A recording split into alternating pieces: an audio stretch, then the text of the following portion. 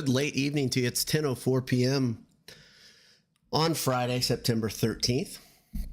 Hope you're doing well. It's a nice night in the Boiler Dowd household right now. We are preparing to go up to God's country in the morning, reunite with LBD and nephew Boiler Dowd and whole clan of a Dowd contingent will be there tomorrow.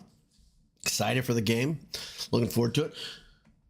But before we go, maybe you're on the way now. Maybe you're listening to this a couple hours late, and that's kind of why I wanted to do it. Give you something to listen to on the drive up. There's lots of good stuff, lots of good programming this week from Golden Black, and tons of good stuff. Like just tons of good content out there. I just watched Alan Karpik interviewing Jim Everett. Jim Everett's one of my favorite Boilermakers all time, and I'm going to dig into that here in a minute, and why he's one of my favorite Boilermakers of all time. But before I do it, I want to thank our pals at Home Field Apparel. Head over to homefieldapparel.com. Check out those platinum packs. They're pretty cool. They've got some, heck, they've got a classic basketball jersey. Maybe you haven't checked that out too. Just enter Purdue up at the top with the little looking glass, and you'll go to town. I actually ordered some stuff from Home Field Apparel myself this week. But when you enter Boiled25 on your first order, get 15% off. And also, when you're on campus, you can do what many people do. Our friends at AJ's had a hell of a week. They did the right thing and gave Zach a year supply of burgers. They were part of a media blitz, just absolutely depantsing the Rohrman Auto Group but then Rohrman Auto Group decided, we're going to make this better. And they gave Zach they gave him his choice of $5,000 or a rental car. Zach got another different lease. My fault. But AJ's was front and center on the Yahoo College Football podcast. These guys, Adam and Jake, you know what? They're good guys, and they get publicity because they're good guys, and I'm excited to tell you that I'm friends with them. And when I go to Purdue, I head towards the fire station, and then I go and I yell boiled when I walk in AJ's. If you went in there right now, you might even see a member or two of the Boiled Sports clique, if you will. I don't know. Maybe you would, maybe you wouldn't. But there's a good chance you would. Burgers, beef, beer, that's AJ's. EatAJ's.com if you want to order ahead. Very, very good stuff. I'd go with the pretzels. I'd go with the pretzels to start it off, grab a pint. Also, if you didn't see this announcement on Twitter, AJ's is going to have Boiled Sports magnets in the bottom of the pints, the pucks, whatever you want to call them, on game weekends this year. And they ordered a couple hundred of them. Just kind of Adam being a nice guy, really. I mean, awesome thing. But you can get your own Boiled Sports magnet, put it on your fridge at home. Very, very cool if you head to AJ's on a game day weekend. So order a pint and it'll happen. All right, let's talk a little bit about the Purdue Notre Dame series. Okay, earlier in the week, I talked about this year and the surroundings of this game. It's weird. You've got a little bit of a vibe of, I don't want to say entitlement, but expectation, where Purdue fans just believe Purdue's going to get the W this weekend. Well, it's been hard. This series is difficult. If you don't know it's difficult, you don't know your Purdue sports history very well. There's been a lot of tough games. Like I mentioned Gary Godsey the other day. That game, if you don't know about that game, Drew Brees was quarterback. Purdue looked like they should win this game. Notre Dame loses their top two quarterbacks, I believe. Started a guy who was a tight end and somehow found the way to win in a last-second field goal. And this is with one of Purdue's greatest quarterbacks ever. If you believe this is an open-shut case, like Purdue by a billion, like our friend Dylan might say, you might want to look just for a couple minutes at the all-time record, and I'll tell you a little bit about it. First, I'm going to be a downer, okay, and then I hope I'll lift some spirits. But first, I'm going to be a downer, and I hope in a minute you can contribute your thoughts on this as well. But all right, Notre Dame has won 68% of the games in this series. 68%. It's a lot of games. Notre Dame has won 6 straight of the games. Last time Purdue won was 2007. This is since the rhythm has been broken up. Obviously, you lose and you have to wait a little bit longer. This is starting back up, which is good. I think they play next year in South Bend. But that's tough too. If you lose, you had to wait extra long to get another shot at it. Not many of the games have been very eventful in the last few years. In fact, when Purdue's played them, the Brom team Notre Dame kept them at bay. You had in that game Plummer and O'Connell split time. Purdue lost 27-13 the last time. That was 3 years ago. Not much else to write about that game. It wasn't very exciting, but I think O'Connell came in relief of Plummer. O'Connell was still getting his feet under him. Plummer didn't play great. Purdue's offense didn't play great. They couldn't get out of the gates. I think they only scored 3 points in the whole first half. But it's been a while. It's been a while since Purdue has beaten Notre Dame. So there have been longer streaks though. When I was at Purdue, Purdue didn't beat Notre Dame, and they played them year in, year out. I graduated in 97. But that very next year, I got to see a victory, and I'm going to talk about that in a second. So what are my top 3 all-time greatest Purdue victories over Notre Dame, or greatest Purdue games over Notre Dame? Well, I can't remember back in the 60s. Obviously, I'm not that old. My dad remembers those games. He was on Purdue's campus for some of the greatest ones. Purdue and Notre Dame both in the top 5, I believe, both in the top 3, I think, maybe, in one of those games. Fat Jack was good against Notre Dame. Joe Tiller was good against Notre Dame. Another little backstory, when Purdue hired Joe Tiller, maybe you don't know this, maybe you do. Morgan Burke interviewed Bob Davie for the job at Purdue. And Davie also went to Notre Dame, was interviewed. And Purdue offered, from what I understand, Morgan Burke offered Bob Davie the job, but he had already fielded an offer from Notre Dame, and the rest is history. Purdue got their second best candidate, but got the absolute right guy for Purdue. And thank God Bob Davie went to Notre Dame. Thank God for Joe Tiller, because that made that series completely new. And for people like me who just disdain Notre Dame, that was a fun period of time when Davie was on the sidelines in South Bend. And Joe Tiller, of course, he grew up a fan of Notre Dame, according to himself, and I think he wanted that game. We're going to talk about that in a minute. But the top 3 in all time, my opinion, I'm 49 years old. Here are my favorite top 3 Purdue Notre Dame games, and I'm going to start with number 3, 1984. Jim Everett torches Notre Dame with Leon Burtonette, coach Boilermakers, in the first game ever in the Hoosier Dome. And the reason this one's special to me is I was there. I've talked about this game before. I was young. I was 9. But I was lucky enough, my mom and dad took me to that game, and Purdue wins 23-21 over Notre Dame. Jim Everett tells the story. He told it today on Gold and Black that there were 2 other quarterbacks, Doug Downing and another guy. I can't remember the other one behind him, Jeff something, not Jeff George. Jeff George came a little bit later. But Doug Downing and somebody else, they were both highly touted, and Burtonette pretty much told him, if you're even with these young quarterbacks, they're getting the job.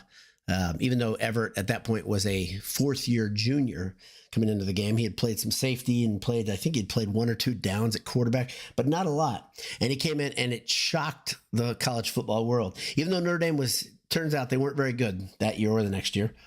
But somehow Purdue finds a way. They slung the ball over the field. It was a foreshadowing of what would happen that year. Later that year, of course, Everett also beat Ohio State and... sure about Michigan. I know Ohio State, though. Ohio State, definitely. And just a shocking season for Purdue. I think they finished with 7 or 8 wins. But that's my number 3. Number 2 all time was 2004. Joe Tiller's Boilermakers went into South Bend, and Kyle Orton and Taylor Stubblefield had themselves a ball game. What else can you say? That's the one where Purdue starts off the game relatively early with a 97-yard bomb. Kyle Orton to Taylor Stubblefield down the right side. If you ever heard that account of Stubblefield saying he and Orton were on so much on the same page at that point that they didn't even have to do hand signals or call an audible or anything. That was not the called play, according to Stubblefield. But he gets up to the line. He looks up. He's like, we've got 0 cover. I've got 1 man to beat. And if you don't know this, Stubblefield was awfully good at getting open. And so he just looks over to Orton. I don't know if he raised his hand or if he did. He just nodded at him. Can't remember that part of the story. Orton knew right away what was going to happen. Orton knew Stubblefield was going to find space, and he was just going to put the ball out there, and Stubblefield would run out under it. Sure enough, he did.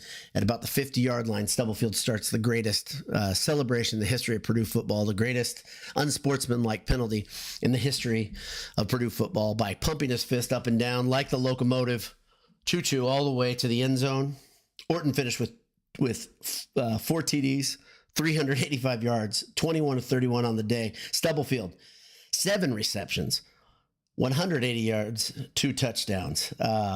Incredible game. Incredible tone was set right then. Purdue kept them at an arm's length and won 41-16. My younger brother was at that game. He's one of the fortunate few that was there. And it's funny. That's one of those games I think that has the capacity of Notre Dame Stadium has grown in the history, meaning a lot of Purdue fans claimed they were there and they weren't. And a lot of that happens. A lot of times with history, that happens. I was doing this with myself earlier. The game in, I think it was 99. Was I back yet? I can't remember. See, 99. I wasn't back yet. I lived on the East Coast after college, and I put myself in that place. I was not at the Purdue Notre Dame game in 99. But I thought I was. It's one of those things a lot of people say, yeah, I was there. Maybe you weren't there, especially in Notre Dame Stadium. There weren't a lot of Purdue fans there. My brother says the ones that were there were loud, but it wasn't a lot of them.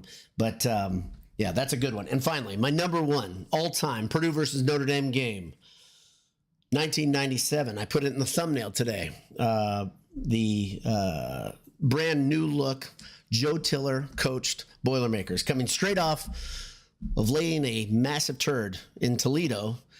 Coming off a loss to Toledo, Purdue beats Notre Dame 28-17. This game was a ton of fun for a lot of reasons. This game, I was at this game, and in this game I had to leave early. Actually, I didn't see the final 2 minutes of the game because I had to get out of there.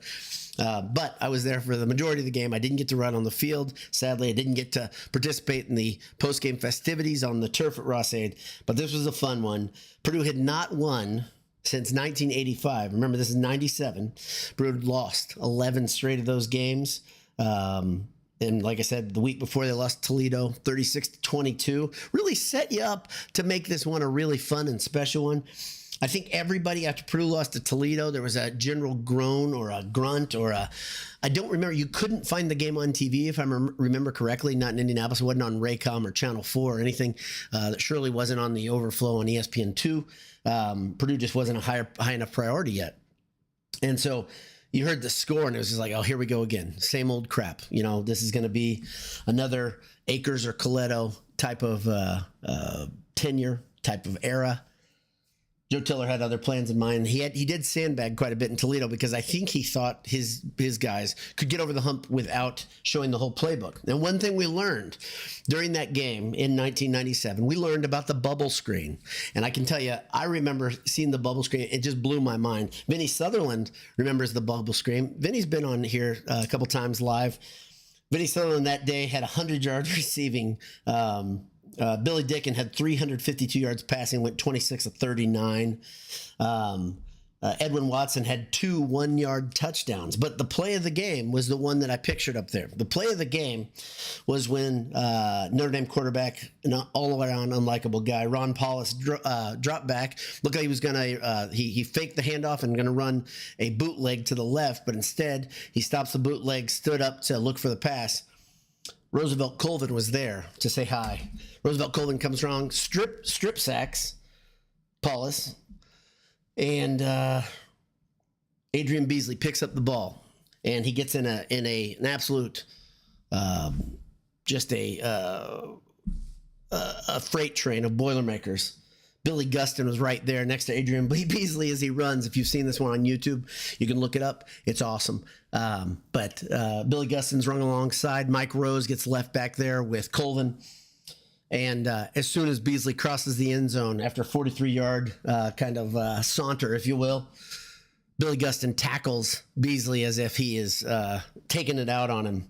But everybody was happy. That was the play that a lot of people think, including the Purdue players that day, think that just broke the spirit of Notre Dame. And I mean, the funny thing is, late in the game, Purdue was salting that thing away, if I'm remembering correctly, and Purdue was still passing those short bubble screens out to Vinny Sutherland. Notre Dame could do nothing about it. So instead of just running, a sweep or a pitch up the middle, Purdue was running these automatic passes. And I remember it just blew my mind. I could not believe what I was watching, and it made me nervous every time I saw it. Little did we know how important that bubble screen would become and how important number 14 would become for Purdue football over the next 3-4 years. Sutherland had an interview also on Golden Black this week, and that was pretty fun too. He said that one, Tiller really made it clear that everyone in that locker room needed to go out and give everything and win this one for the seniors. And this was all for the seniors. And those seniors, man, they wanted to see something good happen because they had a tough 3 or 4 years before that. But that's why that's my number one, just because of the timing of the 11 straight losses, not winning since 85. That's the longest streak, or those who keeping score at home, that's the longest streak of losing in the history of the series between Purdue and Notre Dame. And tomorrow, Purdue has a chance to break a shorter streak, of course, a 6 straight loss streak at Ross-Ade, and it's going to be tough. It's going to be tough. That's all there is to it. There are a lot of you guys here. I appreciate you being here, and hope you're looking forward to going to the game tomorrow. Patrick Gottschall is first. He says, boiler up, hammer down, my friend. Ron Gable, hammer down. See you tomorrow, Ron. Look forward to maybe watching a dub together. It'd be a lot of fun. Kevin in Albuquerque says, good evening, Dowd. How are you, Kevin? Adam P says, good evening. Got the tailgate spread ready. Yep, I'm with you. We're getting there. We're splitting up the duties, of course, and looking forward to a little, sounds like we're gonna have some smash burgers and some teriyaki wings. And it's gonna be a good day. Gonna be a good day. Big contingent of a new thing for us. We don't know how to manage this. Bunch of college kids coming to our tailgate. This will be weird. Ted Berkey, good evening to you. Todd Singer says, I was in the stadium in the Godsey game. Yeah, that's a tough one. That was I remember watching that at a friend's apartment, and we were our minds were blown. See my buddy, he comes here sometimes. Maybe he'll sound off here in a second. That was a tough one to watch, though, Todd. I'm with you. Albuquerque Boilers says, spread tumbling down to now just 7.5. Classic Purdue fan paranoia here. When the better start swinging our way this heavily. Yeah, it was it was 2 touchdowns earlier in the week, and it has just plummeted. Another Golden Black interview this week was the Notre Dame broadcasting, or no, it was a Notre Dame writer, a beat writer, I think out of Fort Wayne. And they don't have much confidence. The Notre Dame beat writers and the media types don't have much confidence, but let's not kid ourselves. Notre Dame's better all over the field than Purdue. So Purdue does this. I like I said, I don't think there's any reason to believe Purdue is going to get manhandled here, but Notre Dame's still Notre Dame, even though they had a bad game last week. All right. Robert Rainey says, Marcus Freeman's win-loss record in Ross-Ade is horrendous. Something to think about. This is true. His win-loss record is horrible, but that's really not all his fault. Joe Inslee says, Indy offense does not look good. If Walters is the real deal, the defense should control the game. Fourth, he continues, Indy offense does not look good. Should control the game. Fourth. He said it twice, and I still don't understand it a second time. Should control the game in the fourth, maybe? Yeah, that could be it. But sorry, Joe. I don't get what you're saying. But yeah, I think Ryan Walters is the real deal. I think he is very, very good at preparing defenses, creating rosters on defense, scheming. I think we're going to see 2 things tomorrow. I think we're going to see maybe the real version of the Ryan Walters defense for the first time since he's been at Purdue. Like, you'll get to see it at full strength, all guns blazing, because last year they couldn't do it a lot because of personnel. And 2 weeks ago, we didn't see it versus Indiana State. So I think we'll see a real version of that. And also, I'm expecting some surprises on offense. So hopefully I'm right. Albuquerque Boilers says, great point, Robert. The Noodle says, I'm partial to 1981 win, but Jim's win in Indy was incredible. Yeah, Jim's win in Indy was awesome. Jim's win back in Ross-Ade the next year was awesome too. Like, that was a fun one. But the Indy one was more, it's like, it's one of those things where after years and years and years of losing, it's almost like smelling salts, right? It's just so it's just so shocking when it happens, right? And so that game was shocking. It'd been a couple years, not like 97. That's why I put that there. And I think you got to see that point. The fact that, I mean, Purdue, let's see, in 81, they had won in the previous 2 years, right? I think that's right. I know, yeah. That was a good Purdue team. Joe Inslee says, Anthony Spencer fumble recovery followed by a TD from Orton to Stubblefield. Yeah, Anthony Spencer was an absolute beast. Good pro career. Definitely in the den. Let's see. Robert Annie says, Biaggi had some underwhelming coaching in West Lafayette. His recruiting in Louisiana didn't prove to matter near as much as we thought it would. Yeah, Biaggi's one of the... Man, they had... A lot of disappointment. Karen Grulock says, good evening. Go get it, Boilers. I like UND coach, but detest UND football and their fans. BTFU. Yeah, this is a hard thing to, like I said, I addressed this earlier in the week, Karen. I don't know if you got to hear it, but it's a tough thing to like this many Notre Dame coaches. I like almost all of them. I do like all of the major coaches. Tanner Lee is here, and thank you for being here, Tanner. Tanner, another, he's a big time dude, big time dude. Watched your show this week, Tanner. Another good one to watch on your way up to God's Country tomorrow. If you're coming from Central Indiana, I say up. I was lucky enough to be at the game in 2004. I was only 12 at the time. Something I'll never forget. Yeah, that's you're a young man. I didn't know you're that young, but I guess that makes sense. You got that boyish charm thing going. So, but yeah, that's awesome. You were there, and you should have asked me to come. I don't know what you're doing there. The Noodle says 81 Campbell to Steve Bryan for touchdown, less than a minute to go. Purdue goes for 2 for the win. There you go. That's why it was. They run the exact same play the other side of the field. Yeah, so that is fun. And I don't know that game. But the big thing, tell me I'm wrong, but I think Purdue had won 2 years before, right? In 81. That's a great win. It's a great way to win. That was a really good Purdue team, right? 80 and 81 were both really, really good. Boy, Campbell could sling. That's the thing. Scott Campbell could sling the ball. And that offense was awesome. But I don't remember it. I'm too young. So I believe, so that 84 game in the Hoosier Dome, I believe it's the first Purdue game I remember. So I know I went to another game. I just don't remember any of them. Because I believe I was in, and my dad could probably tell me which game I was there for, but I believe I was at the Stanford game in 80, but I'm not sure. I would have been 5, so I'm not sure about that. Anyway, the Noodle says, we stormed the field, but there was still about 25 seconds left, so they had to get all the students out the field to do the kickoff. Did they flag Purdue? Things were a little looser back then, so I bet they didn't. Next of several of us snuck into Rossade and played on the field, recreating the Campbell to Bryant pass. Purdue police then showed up and let us go after we explained what we were doing. That's a pretty awesome story. That's pretty great. And that was one thing that was really cool. I don't know if you guys ever had this. This happened when I was on campus because Purdue didn't have lights when I was on campus. And they would bring in the light trucks. And I lived in Cary Quad. And sometimes the light trucks would stay up a little bit later than they should have, right?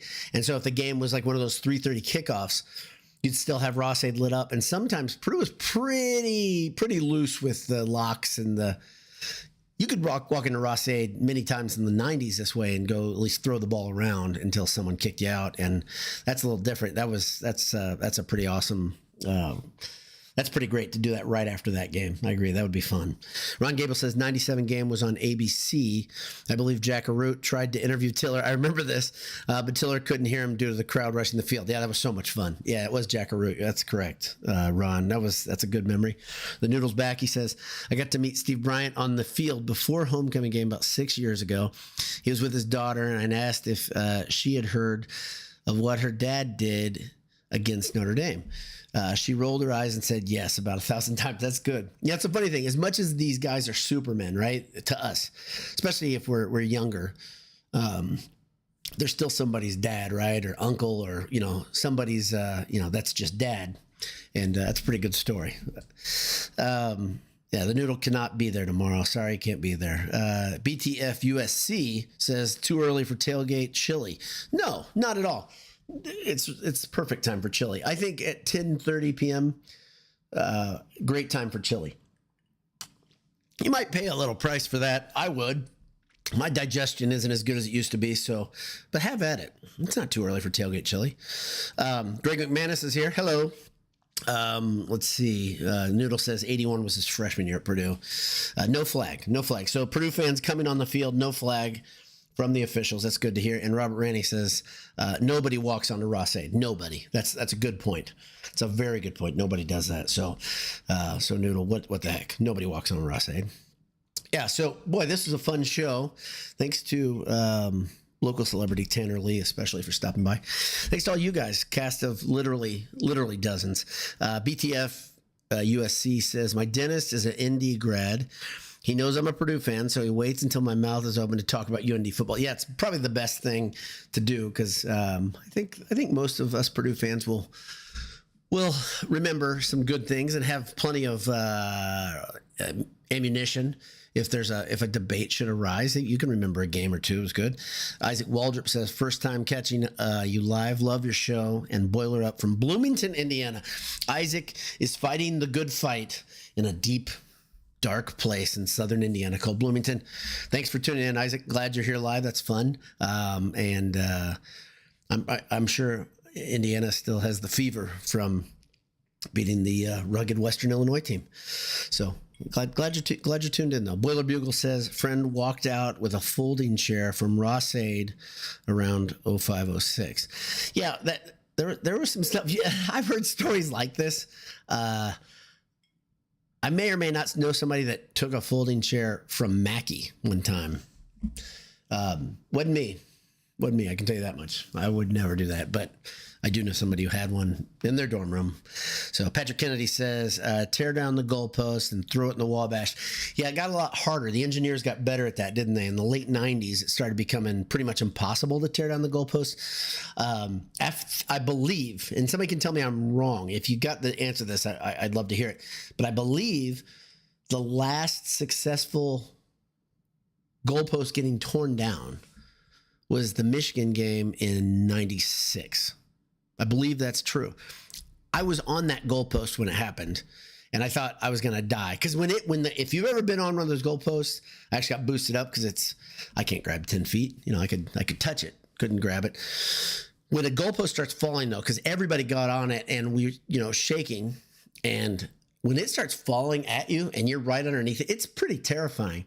Because you think it's going to split your skull in half, but it kind of stopped and the crowd eased it down. But I didn't walk it or run it, whatever. I think it was walking one of the posts all the way down to the Wabash. But I did help tear down a goalpost in 1996 after Purdue upset Michigan. And after that game, Coletto resigned, I think, in the post game. I believe that's true, too. But tell me, somebody, if you've got it, you can say in the comments. And if you got it on live, you can say, tell me that I'm wrong, that there has been a goalpost torn down, taken to the Wabash after 96. I do not think, let's see, Indy and MSU both were found in the Wabash. Okay, there you go. So, okay, and the reason I don't know this, so number one, I was out on the East Coast, my first job, so this is good. Kevin Albuquerque says, MSU and Notre Dame in 97 both went to the Wabash. So like I said, I was at the Notre Dame game, and I left early. I knew the field was rushed, and they tried to tear it down. I do not remember seeing that. Second thing, the MSU game, by the time that one rolled around, I was out at my first job after college in Massachusetts. So good info. Can anybody tell me any after that? Were there any after 97? So there I know they shored them up because in 2000 we rushed the field and tried to rip them down multiple times, and I was an alum at that point, which may be kind of silly, but I was totally all in. But those things wouldn't budge. I don't even think they would get crooked. They would come out. What the drill was, they would have a couple guys come out.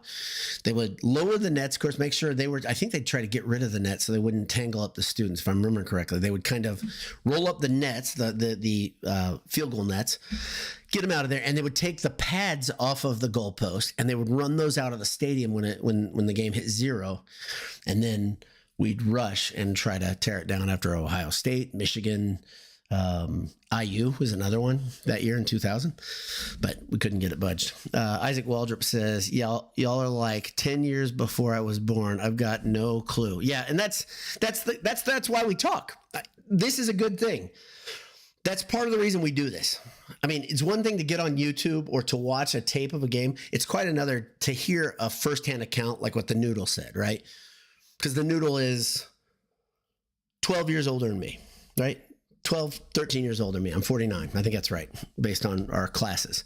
But that's why we do this. That's why you get together. You talk about this stuff and what you remember. Tanner saying, I was 12 years old in Notre Dame. That's pretty awesome, right? So, yeah, that's all right. Motor City Boiler says, yep, I was there for both. They bolstered the field goals after those two games. So there you go. So the consensus here was 1997, the MSU game is the last time the goalpost was torn down and thrown into the Wabash. And so for those who don't know, for instance, LBD, if you're listening, because I think he listened to the show this week, which is awesome. They used to, it was a tradition when I was at Purdue and the year after, for the students to rip down the goalpost and then walk it all the way down to the Wabash and throw it in. And I guess Purdue got sick of fishing those things out and rebuilding, so they made them so darn strong that you can't rip them down. Let's see. Kevin Albuquerque says the Michigan game was best because the students leaving the tools and returning to Ross-Ade. Leaving the tools, return to Ross-Ade. Tell me what I don't know. I got to expound there. Yeah, I know they threw those in though. So the Noodle says, what was the game with the fence problem? The Wisconsin game.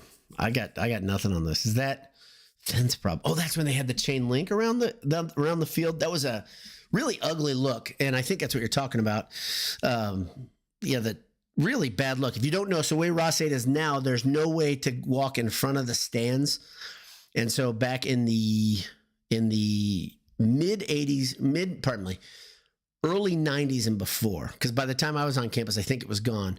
They had a concrete walking path with a chain link fence right behind the team. So you were right near the teams. But it was easier to probably get in and out of the stadium. Now it's a little bit harder because you have to start in the middle, right, and drop in.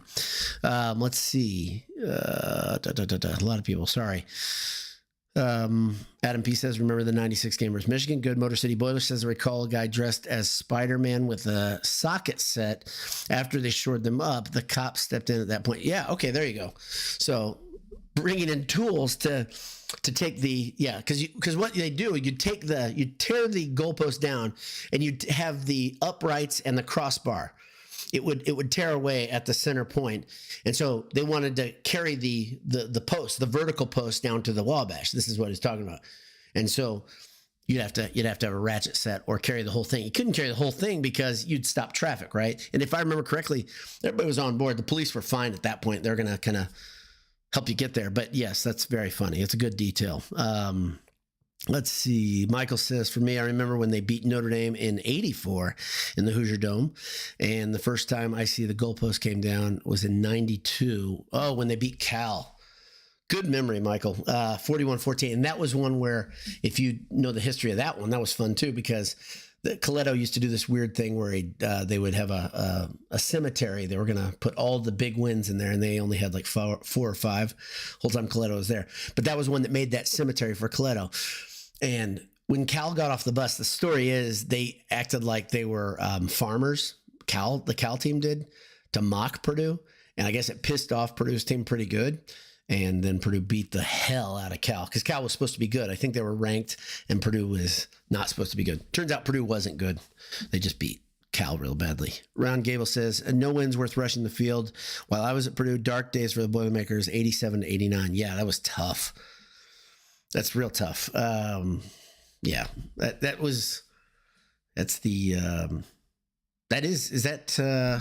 is quarterback, Ron? I should know that because that's middle school. That's the formative years. It's after Downing. Darn it. Okay. Let's see. Patrick Kennedy says, new uniforms for tomorrow, Indy game. I don't think they're going to have a special uniform. Same uniform we saw versus Indiana State. The special uniform we'll see will be Oregon. That's what the Golden Black guys say. But we don't know exactly what that'll be. Yeah, so that's about it. I think that's good. Ron, good stuff. Sorry, I can't remember the quarterback, 87 to 89. Doug Downing was one of them in 87. Okay, good. Darn it. Downing, yeah, he was good. He was serviceable. I mean, Doug Downing became a good coach, if you don't know that. Became a good coach, and bad timing, though. Bad time to be at Purdue and play football, and I always say this, it's kind of rough, right? When you go to Purdue, certain era, there's certain things that you're going to be defined. 87 to 89, amazing basketball, right? Amazing basketball, great basketball. But yeah, let's see. Oh man, Michael says Jeff George and Eric Hunter. Thanks, Michael. So, okay. So the funny thing about, Eric Hunter, of course, was, people called him Young Randall because he had a great game versus Michigan in mop-up duty, if I remember correctly. And then everybody thought, okay, this guy's going to be amazing. He can run, he can pass. That didn't end so great. But Jeff George, of course, ended worse because Jeff George came to Purdue, one of the top 3 players in the nation. And his career ends in injury with his mom helping him off the field. And he goes to Illinois, and then he became a pro. Let's see. Isaac Waldrop says, I want the chrome helmets back. Thought those were awesome. They're not coming back. Bad news. They're not in the rotation. I think they were super expensive. Remember, even Braum didn't bring those back after the first year, maybe second year, first year, I think. Yeah, they were cool. I've got one of the little mock-up chrome helmets. They were cool. I agree. Let's see. Yeah, Adam P says, forgot the cemetery. Yeah, there's no reason to remember it. So, yep, RIP Eric Hunter. Yep, he passed away a few years ago. Very sad story. Yep, so that's about it. Thanks to everybody for tuning in. BTF USC says, that's a great dentist. His dentist is great. He goes to Notre Dame. Who went to Notre Dame. So that's good. I'm glad you are cavity free and loving it. So thanks to everybody for tuning in. Thanks to AJ's and Home Field Apparel for sponsoring us. And hope to see you tomorrow in Ross-Ade in God's country. God bless you. Hammer down. Talk to you soon. See ya.